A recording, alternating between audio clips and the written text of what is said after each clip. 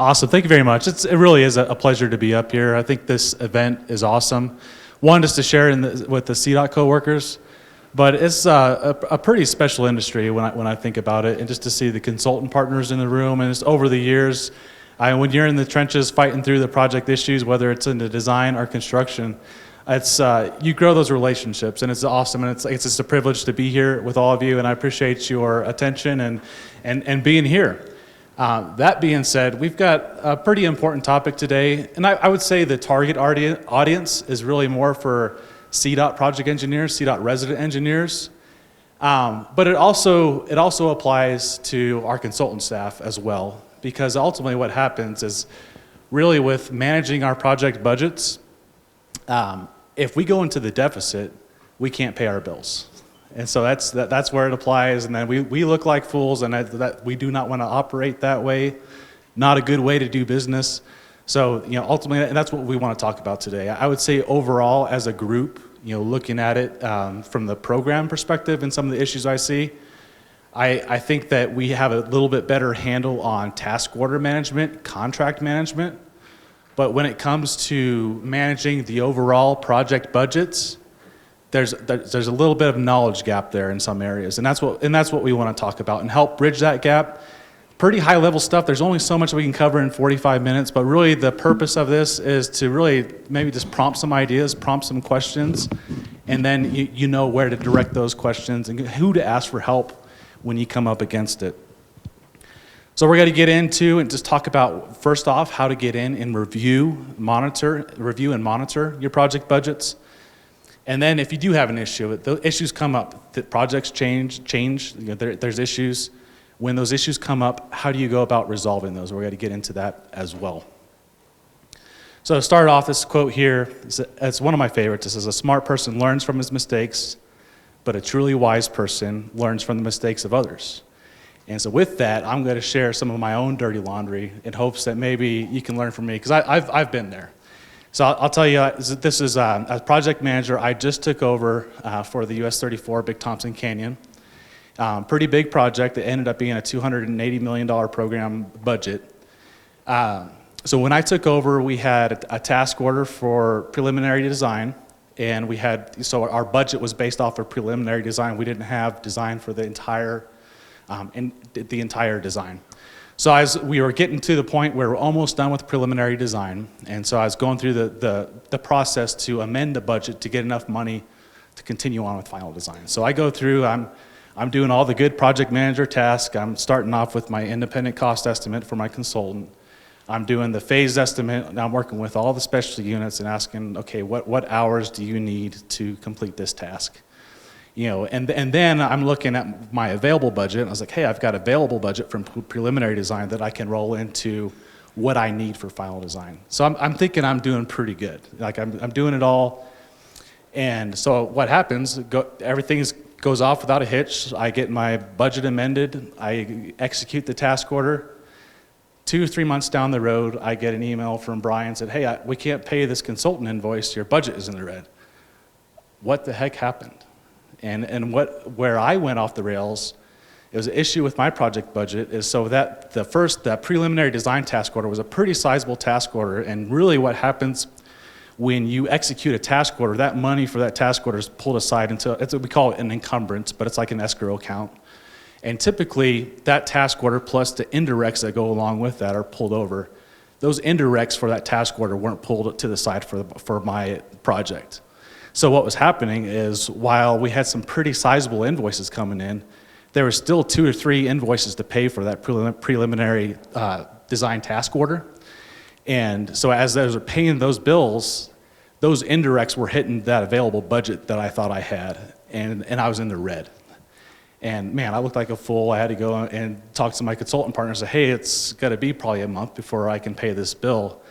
And so from there, going back into learning from mistakes, I say it's a little bit of curiosity goes a long ways. Don't just move past the mistake, learn from it. And that's where I would say it was this instance where I became a SAP nerd, to work with the SAP wizard over here, to learn about how I can really dive into how charges hit my project budget. And so I'll share a little bit about that with you all today. So first off, reviewing, evaluating, and monitoring project budgets. So I always say, I kind of equate it to like an Android phone when it comes to project budgets here at CDOT. There's so many different ways that you can do it.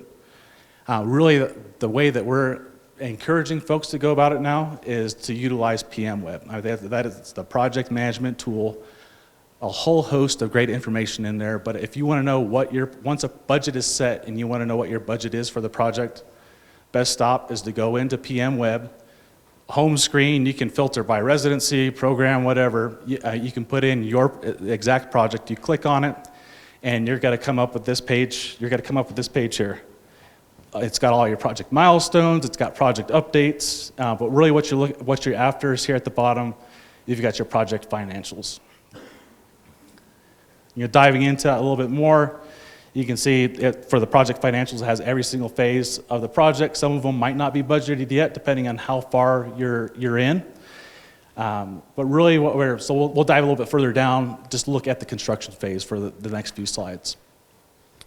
And when it comes down to managing the budget, Christina calls them the core four. What we're really going to look at, and what we want to keep an eye on month to month, is the overall budget, the expenditures, the encumbrances, and the balances. And Christina's got to get a little bit more into how each of those columns are impacted as you go through, as different charges hit your budget and task orders and things like that. Thank you, James. So I think this is a really good place to get started. If you're not keeping an eye on your budget currently, let's start doing that. Let's start taking a look at these columns. So I want to dig into how all of these numbers are arranged so that when you're looking at this information, it makes more sense to you. Okay? So let's start with the budget column. This is the total amount of funding for your project phase. So I like to think about it like a bank account, and each phase of your project has its own separate bank account. Okay? If you added up all of the deposits that you had made in your bank account and totaled them, that's what you would get here. That would be your total budget amount. Secondly, let's look at expenditures. So this is your total amount spent to date. If you compare to your bank account, you would add up all of the transactions, all of the spent costs that you had made, you'd get a grand total. That's what the equivalent, what we would see here in this expenditure column. We're going to see things like CDOT payroll and benefit charges, consultant invoice payments that have gone out, contractor pay estimates, other charges, and then plus their associated CE and indirects. In our third column, this is where our encumbrances are, the amount set aside for our purchase orders and associated CE and indirects. So let's say I have a $100,000 task order. I've got an indirect rate for my phase at 12%. What I would expect to see in this column would be $112,000. Okay? Purchase orders that I'm talking about here would include consultant task orders, contractor contracts, Colorado State Patrol purchase orders, and other miscellaneous purchase orders. And one thing I would say for encumbrances, a good way to look at it is if you're going to do your personal finance, you're doing your mortgage payment every month, and you have your own escrow account for property insurance, property tax that the mortgage company is going to pay for later. That's kind of what encumbrances are and what we do day to day. Only it's like task orders. All right, and then we have our balance column. And I know my engineers here love their equations. So if you take your budget column minus your expenditure column and then subtract out your pending, your encumbrances, that's how we get our total balance. So our equivalent here for our bank account, that's our bank balance. So when we get online and we check our bank account balance, this is kind of what we're doing when we look here at this balance column. So if all of your task orders and purchase orders are set up already, what you're going to see primarily in this column is what's available for CDOT internal charges, CDOT payroll and benefit costs. It would also be, if you needed to increase a task order, that's where those funds would come from. So this report is really a snapshot in time. There's obviously a lot of financial transactions that happen over the course of the project life cycle that impact this report. So let's just take a quick look at that. So in my first example, I've got, let's say we're going to add funds to this project here. We're going to add $10 million. You're going to see an increase in your budget column, right? So we added a deposit. Our budget column goes up. Our available balance column goes up. Now we have an additional $10 million to spend. I should say, when we look at our budget column, that's what's been actually transferred into our projects. So it's not necessarily all of the funding that would be available that might be programmed or set aside for your project. It's what's been transferred into the project, and that's what you have available to spend at this moment. All right, let's take a look at, let's have an example of paying a consultant task order. So how this would impact the budget, we would see an increase in expenditure. We sent the money out the door. We're going to see an increase there. We're going to see a decrease in our encumbrance column. It does not affect our available balance column. So whatever we have in available balance is, like I said, primarily for CDOT internal charges. That's not where the funds are coming from in that scenario. All right, let's take a look at an example here, like if we're creating a new task order or increasing a current task order. What we're going to see is an increase in our encumbrances, and we're going to see a decrease in the balance. So we're dropping our balance column. So whenever we're evaluating, this would be something that you want to do every time you do a new task order or a task order amendment or we're increasing funds, is check your balance column. Is there enough money left over in the project to cover your increase, plus associated CE and indirects, plus do you have enough to cover all of your CDOT internal charges and other miscellaneous expenses for the remainder of your project phase? All right, CE and indirects. So Jeff talked to us a lot yesterday about what those all are. So the list here is all of the different costs that we have where indirects would be associated with. So you have to take these into account when you're calculating your budgets. For CE, we learned yesterday that those cover construction management costs, and therefore they only impact the construction phase of your project. So we had a major shift and change with direct to project. Where's my construction management folks? So this talk probably didn't apply a lot to you a couple of years ago. It's suddenly become very, very important because now you have a whole nother budget to contend with. So you were just worried about, your bid items, force counts, and all that good stuff. Now you've got this whole other bucket of money to work with and keep track of and project and make sure you don't run out of money because, of course, there's consequences to running out of funds. On the design side of the house, what you can do to help out your construction folks not get into a pickle is do some, as much as you can, make sure you have really accurate information when you're doing your direct-to-project calculator and that we have an appropriate amount of funds set aside. You can see in this example here that if we have a $5 million budget for this project, we're going to say the 4.5 covers the contractor plus CE and indirects, and in the balance column we would see they've got $500,000 left over for direct-to-project charges. Some of those funds, once they set up their task orders, will move over into the encumbrance amount, and the balance column will leave us an amount remaining to keep track of for CDOT internal charges.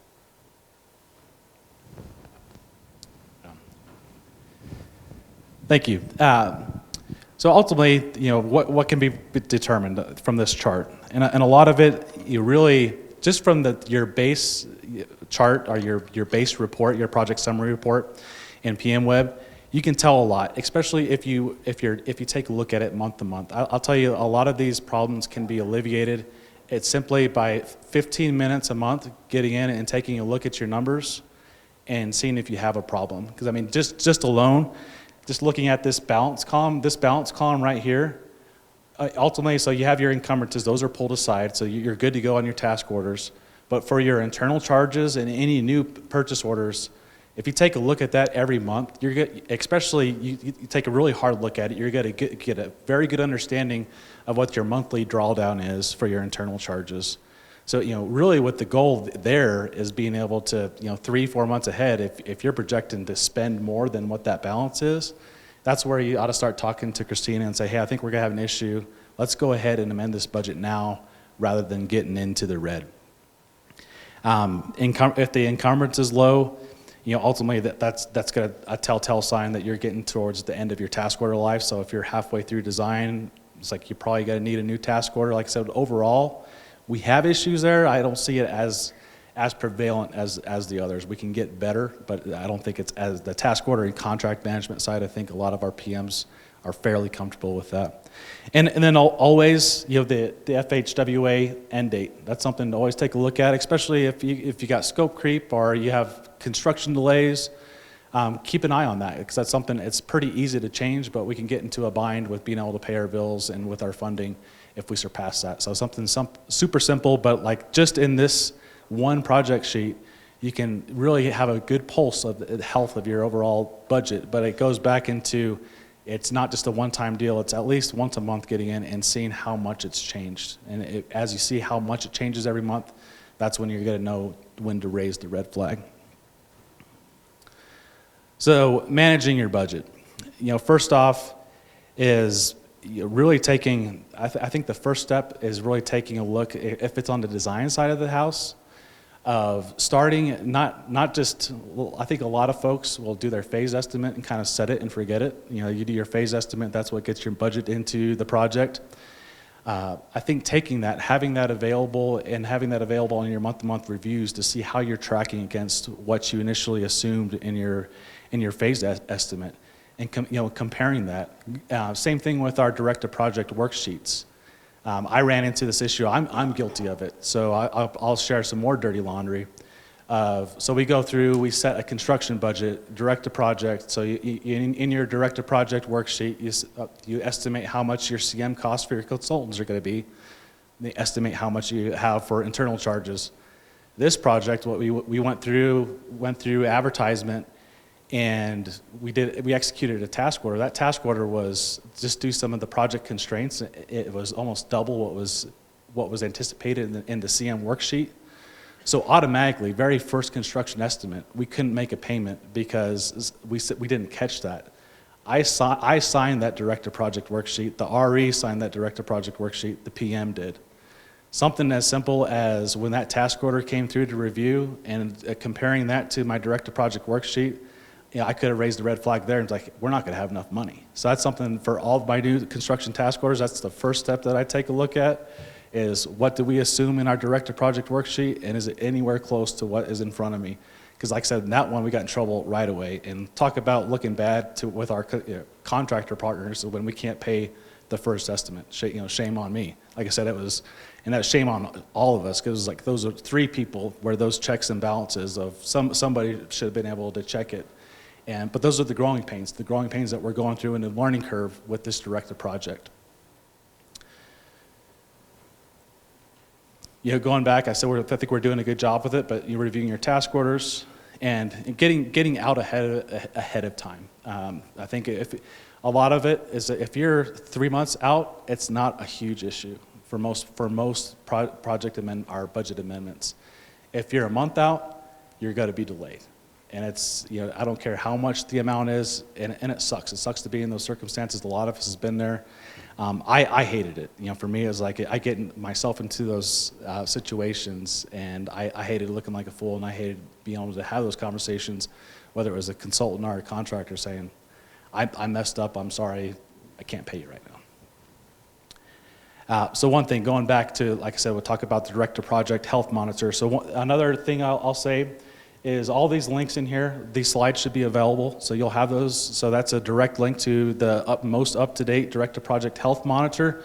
The Direct to Project Health Monitor is a great way to monitor your budget month to month. We have a great presentation coming up directly after this, and Brian's going to talk about that. That's a great way to track your construction expenditures. But I'll also give you a great hint, and it's also a great way, you can use it for design as well. So this direct-to-project health monitor, it pretty much it's a direct pull from SAP. All you have to do is rather than input your construction phase, when you pull from SAP, you put in your design phase, and you get all of your internal charges for design. So it's a great way to look at it. Another great way, I talked about saving your phase estimate. What were your assumptions in your phase estimate? Another great one is the timesheet reporting tool. So that's on not PM Web, but Power BI. So with that, you can go and you can look at all the internal charges that are hitting your project, at least hourly. So you can go, so here, like you go into PM Web, you go into your filters, and for this one, I just went through, filtered by region 4, and then I just typed in my WBS. So this was one of Gina's projects. It's a design phase. So you can go in there, and just high level, you can take a look at the amount of hours that are being spent on that project. And it's a matter of just having the conversations. Maybe you assumed, worked with survey, and you assumed that it was going to be 100 hours, and they're halfway through the survey, and they've blown through all of that.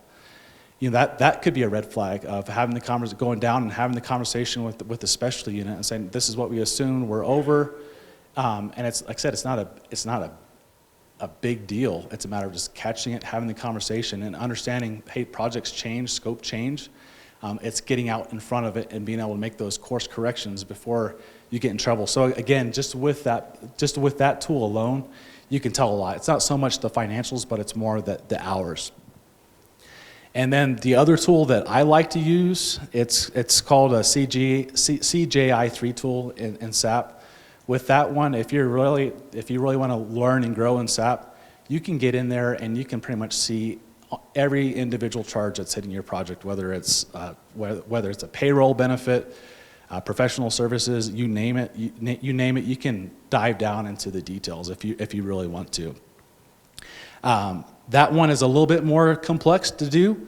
If you click on that link, I do have a walkthrough video of how to specifically to do that, and that works for any phase, whether it's your utility phase, right-of-way. You name it. It's actually a pretty good tool for right-of-way phase too, because I mean, ultimately, if you want to know if you're clear on a parcel, if a check's cleared for a parcel, it'll show the property owner name, and it'll show that the check cleared, and it's like, all right, we got right-of-way clearance on this parcel. So that's another pretty cool thing to look at as far as your right-of-way phase. And with that, I'm going to hand it back over to Christina, and she's going to talk about, hey, you've gotten into a bind, now how do you get out of it? Wrong one. Thank you, James. So that being said, James pointed out some absolutely fabulous tools. Just like to say that the business office is offering open office hours every Tuesday at 2, and I have fabulous people like Elena, who's our PM Web expert, and we have the Wizard, and they're dedicating an hour a week of their time to help you. So if you dive into this, you want to take a look, you want to level up your skills, help us all be the best region, take advantage of that time. We don't have much longer with Mr. Schaefer here, so utilize the resources you have. So what happens when you run out of budget? So like the worst possible part of this is SAP has a function that stops our payments from being able to go out. So payroll can knock your project phase into the red. If you run out of money, it'll actually go negative. And once that happens, SAP says no more payments can go out. And that confuses a lot of people. They're like, I have $250,000 left in my task order. What do you mean I'm out of money? That's insane. It's because your available balance column dropped too low. Even though you have all the money set aside for your encumbrance, it still went too low, and the system locked you out from being able to send out any payments. So our contractor friends get a little grumpy when that happens, for sure, and the rest of our vendors as well. Now, Christina, what would you say is the most frequent culprit for projects going into the red for like this last year or two? What would you say the biggest culprit has been? I would say the biggest culprit, it's been direct to project, either an overestimation, like you mentioned on the task order side, or an underestimation of work hours, the payroll runs. That's usually when we look for negative balances, is when payroll runs. That will almost always push you over. It can also gum up if you're trying to get a task order modification or something like that, a time extension or something. It's going to gum up the system on you, and as we learned from our fun game before, project delays can definitely be due to funding issues. So we want to try to avoid that. So we got to find a solution. Okay, so the first step in figuring out a solution is you got to figure out how much money you need. Like the solutions you have available to you if you need $2,000 are a whole lot different than if you need $2 million. Okay, so for pre-construction, what we want you to do is we want you to update your phase estimate. So you want to include the costs that you've already expended. James gave you some great tools to be able to look at already expended costs. And then we need you to project out and estimate your future costs. For construction, you want to go back to your direct-to-project CE calculator and do the same. You want to include things like CDOT payroll and benefit costs, consultant costs, travel expenses, miscellaneous costs, and these are great for helping us remember to include our CE and indirects. I would just add to that one on the construction side of things. So that's more just strictly your CM cost. Another time where you might need a budget amendment is saying maybe you're doing a sizable change order that exceeds your MCRs or your planned force accounts, and you're adding money to. Maybe you're going to do a safety item, and Katrina's kind enough to give some faster safety funding. Even if you have the project budget, if you're adding a new funding source, you're going to have to do a funding letter, and so that's something that a different process as far as amending your budget through the construction phase. Okay, so this is just kind of a brainstorming of different possible solutions. For example, if you had some unneeded funds in a different phase, let's say your right-of-way estimate was way high, you've got some additional funds there, we could look at transferring in between funds. We could look at reducing encumbrances or closing out unneeded task orders or purchase orders. So like if you have a task order that you're almost done with and there's a remaining balance, let's go ahead and hurry up and close that out. That'll release the encumbrance out of the encumbrance column and move it into our available balance column. We can use in-house resources or find other cost-cutting options.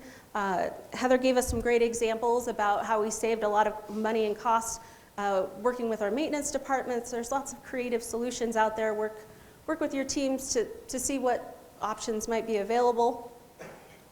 For construction, we might need to request a negative funding letter.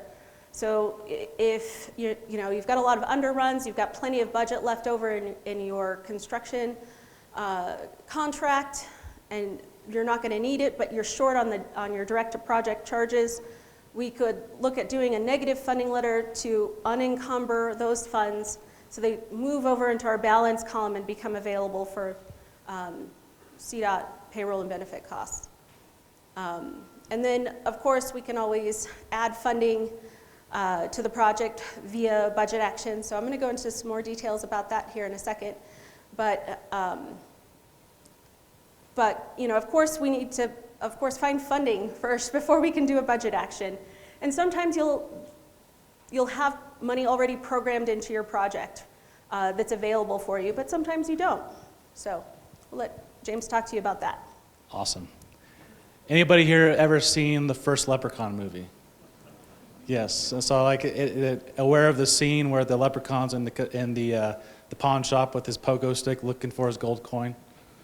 That's what I see when the project engineers and the resident engineers are coming to me looking for additional funding. It's hopping down the hallway on their pogo stick. But so, all right, you're out of budget, whether it's construction, your design, or maybe you're trying to add some scope elements. How do you go about finding that additional funding? So here at CDOT, we have a whole host of different funding pools, whether it's H-SHIP, faster safety, surface treatment. Yeah, each one of them has a program manager, so it's a matter of going, one, first understanding where the money's at, and then knowing who to go and ask the question to. So let's talk about that. So yeah, like I said, identifying the type of funding. So I would say the first stop shop, say if you're in construction, your first stop is going to be, if it's an overlay project and it was funded with surface treatment, that's probably your first go-to. I mean, I manage a surface treatment pool. I mean, if something that you're over, you had a project issue, have the conversation and we'll figure it out. If maybe you're adding some different scope to the project, certain elements, we might have to take a look at what elements, what funding pools those elements are actually eligible for. So it's a matter of just understanding that, talking to the different program managers for those funding sources to understand what elements would be available. But as far as understanding, and I'll talk about it on the next slide, as far as understanding what funding is available, there's a pretty good tool that's available to everybody internal to CDOT that you can check out. But going back and talking to the program, like I said, the first stop is talking to the program managers. If it's a wall or structures, talking to Keith. Yeah, RPP, that's a very flexible funding source. A lot of times, if you just talk to your program engineer, we can bring it up and we talk to Heather about it. Rich and Brian with the culvert program, and Katrina has all kinds of different funding sources that we can talk to, and that's just within the region. There's also funding sources at headquarters that we can tap into as well. There's the BE, there's permanent water quality. So it goes back, there's a whole host of different things. It's a matter of just going through and finding what money is available and if you're eligible for it or not. And also talk about, it's more on the design side, but another big thing is as local partnerships. As they hit on, I think there was a presentation yesterday, they talked about the Hudson interchange and working with the locals to be able to add, it was Katrina, being able to add the sidewalks. If it hadn't been working with the locals to identify that additional funding source that we didn't have, that wouldn't have been accomplished. And we can achieve a lot more with managing just nurturing those relationships with our locals. And then of course grants. I mean, that's kind of in flux right now with the new administration. I'm sure not all of it's going to change, but there's always grant opportunities that you can look at and go after as well. But as far as identifying funding available. This is one example that I'll give. And this link, it said that the link is on that previous slide, but there's also a Power BI dashboard. There's a funds management dashboard. And this is, if you go down this column here, it's got every single funding pool within CDOT. So I'll just say surface treatment. Say it's an overlay, and we're wondering if there's money left over for your budget shortfall. You go down to surface treatment, and if you go in your current fiscal year, and you look over in the unprogrammed portion, like right now, 2025, showing that we have $5 million available. Now at least that will give you a starting point of like knowing, okay, there's money available, I can go have the conversation. Sometimes that money is spoken for. A lot of times we have project closeouts, or maybe we have a high-risk project that we have no idea where bids are going to come in, so maybe we're just holding money off to the side for that. Or maybe there's a last-minute preventative maintenance project that we want to try to get out the door. But at least it's a good tool to understand where the money is and what's available. And like I said, if you know that, you can kind of command your own destiny. Rather than going and saying, hey, I've got this issue, I need this much money. But if you can be a little bit more strategic about it and understand where the money's at and have those conversations first, you're probably going to be a little bit more successful, especially on the design side of the house. And if a lot of like safety money, a lot of times that's not programmed all the way out, like whether it's faster safety, HSIP. So it's just understanding if you're eligible for it. Surface treatment, we program that out 4 years in advance, but we have bid savings. We'll have bid savings, or we have project closeout savings. So if there's something available, we can have the conversation and get that money added to your project if it's a need. With that, I'm going to hand it back over to Christina, and she's going to talk about the process of going through that budget amendment. Thank you. All right, so budget actions are budget actions transfer funds from funding pools into project phases. So if we go back to our bank account example, if you go online and you do a bank transfer from one account into another account, and you're transferring those funds like that, that's pretty much the equivalent of a budget action. So for those actions, when you decide that you need to make an adjustment, those requests are handled through PM Web. So the link there will take you to some instructions on how to submit that, what information to include with that. All of that information is available on the business tab of the R4 intranet page. So there's some steps that all budget actions go through. So you have to identify your approved funding, which we just talked about. We have to do the request itself in PM Web. We have to make sure that it's in the STIP. There's a link here for more information on the STIP. And then the budget action gets entered into SAP, and then it goes through a couple levels of approval at headquarters. But in addition to these core things that happen, there's a lot of other things that can happen that might be necessary to get your budget action through. So I've seen budget actions that take hours, and I've seen budget actions that take months to complete. Now, neither of those are common to happen, but you really got to think about the time frame here. So this, if you can use some of these tools to get out ahead of things, you can prevent project delays, because it's happened to probably a lot of people in this room where we go, oh, no, this is going to take a long time because, some of these extra steps are required. So you might, like all of our federal funds get FHWA approval. We have a PD that dictates that some of our transactions need extra levels of approval, like EMT approval or TC approval. Some special kinds of funding need, special requests. So we might have to do a pool transfer request or a 10-year plan request. TIP amendments are particularly fun, so that's dependent on the location of your project, which if you happen to be in an MPO area and we don't have that amount already in there, those can really take a long time to accomplish. So we want to help you kind of be able to plan this out a little bit. Like I said, we can only do this if it's proactive. The last thing we want to do is run out of money, not be able to pay the contractor, and then figure out we have to go through this long process to be able to get a payment out. So definitely there's some upside in getting ahead of this stuff. All right. That's all I have. No, thank you very much, Christina. I know we covered a lot, pretty high level. Like I said, it's more or less just to help prompt some thoughts and questions and knowing who to ask. But if you take anything away, I would, one, first off, understanding what your budget is. But two, like I said, even if it's just 10, 15 minutes a month of just going into PM Web and looking at what your project balance is, and getting a good understanding of what your monthly drawdown is, that alone, that's a very simple task. That alone is going to help curtail a lot of those issues. But then as you start getting into it, it's diving into the directed project health monitor, which Brian will cover, but also understanding what your month-to-month internal charges are going to be. You're going to navigate a whole lot of issues just by being proactive. And business office is always phenomenal. Like I know when I was in the thick of it, Brian was always gracious enough to walk me through my nerdy questions of like, hey, Brian, where can I go in SAP to get this information? And then spending the time to make my own worksheets to estimate my projections. And that's the other thing I'll share. Like there's so many smart people in this room, and there's a lot of the project managers that have your own tools for tracking budgets. That's something, if you have it, I'd encourage you to share it with Christina. One of the things that we're talking about doing is just having like a toolbox on the business office website of things that work for other project managers, so you're not recreating it. And there's some other things in works right now too. Some of it is a little cumbersome to track those internal charges.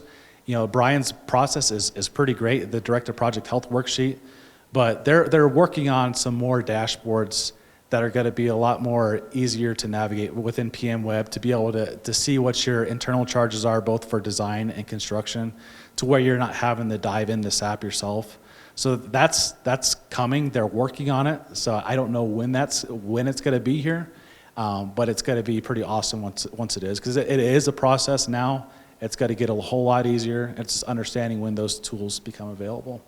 With that, we've got like 5 minutes, so you can hammer us with as many questions as you'd like.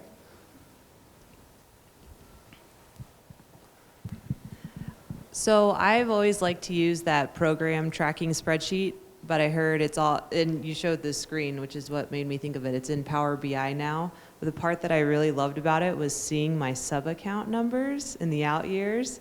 Is there any way Power BI will be able to show that? That like, oh, I do have a project, or like my road is planned for 2028 or something? It is. So if you Is get that in there, Power BI? within that funding management, there's a funding management dashboard. Within that, you can get down, not all the years are programmed out. I think we're 2 years out now.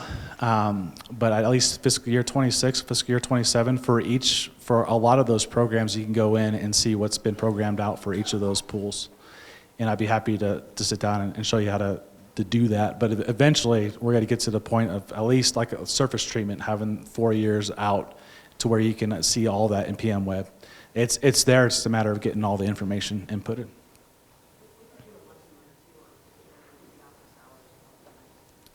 Thank you, Elena. Yeah, it's pretty nice. You can go in there, buy your sub-account, and it'll show you all of the different colors of funding and the years that they're in.